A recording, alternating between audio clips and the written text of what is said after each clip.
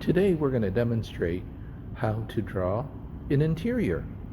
So this is our third perspective exercise, and I'd like to make some quick comparisons starting with the sketch to the left, and that was the standard exercise that we've been practicing.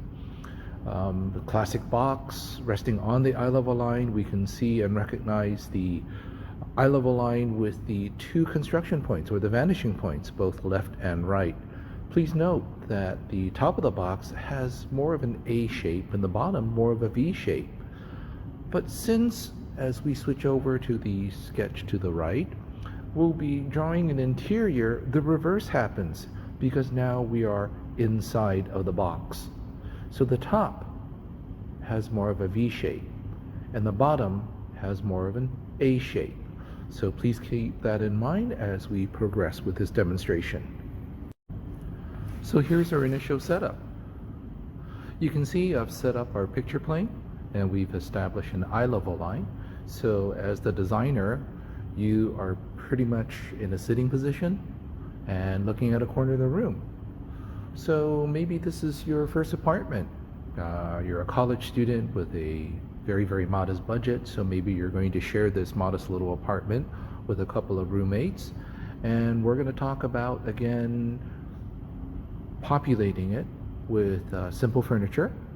And what I'm going to do is I'm going to go ahead and establish a door so you can get into this wonderful little apartment. You see I've made some marks in the corner, and there are 8 marks, and that pretty much represents 8 feet. So we're actually going to scale this drawing. Turns out that with residential buildings, it's very common to have from floor to ceiling 8 feet. Commercial buildings has a tendency to be 9 feet, so this is residential. And you can see I drew in a door, and of course I also expressed the thickness of the wall. You can see it's offset outward. Next, you see I've actually added a couple of items into the sketch.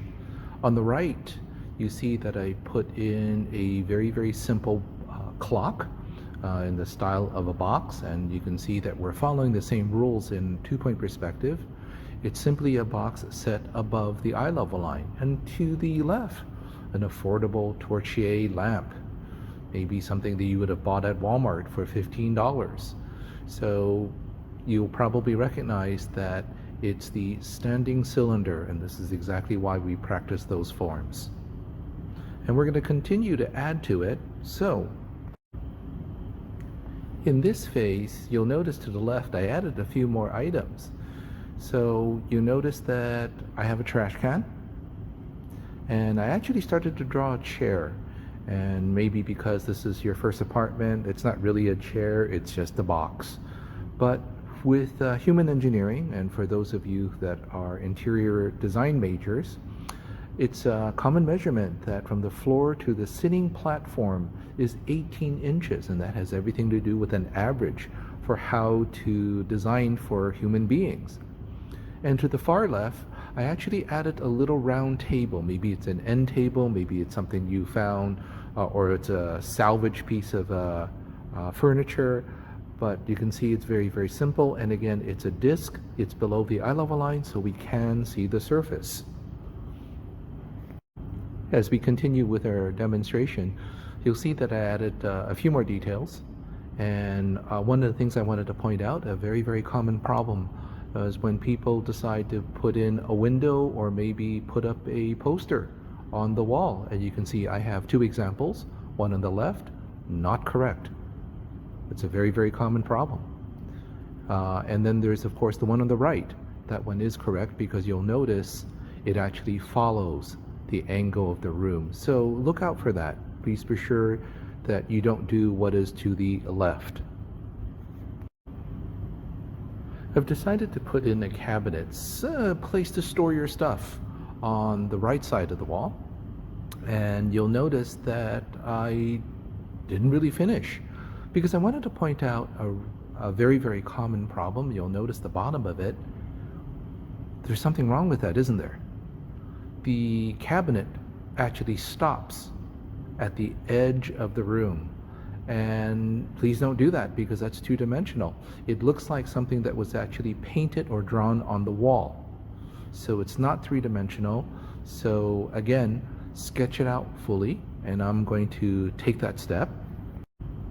Here you see the classic draw through, the so-called invisible side, and again sketched out as dotted lines, just so you can see and check your alignment. This is exactly why we're doing it. Basic construction, straight from high school geometry, you draw an Xifying the center, and again go ahead and put in a north-south line, pretty much to express that there are two doors. There, that's better, without all the detail. So let's go ahead and add a little bit more to this. So we're pretty much finished with this particular sketch study. You'll notice that I added a couple of figures, and they are actually in scale because I'm actually, again, using the objects in the sketch to help me find my sizing. We have a seated figure and we have a standing figure to the far right. And of course, we will be doing very, very simple human figures for this class, and we'll talk more about that at another time.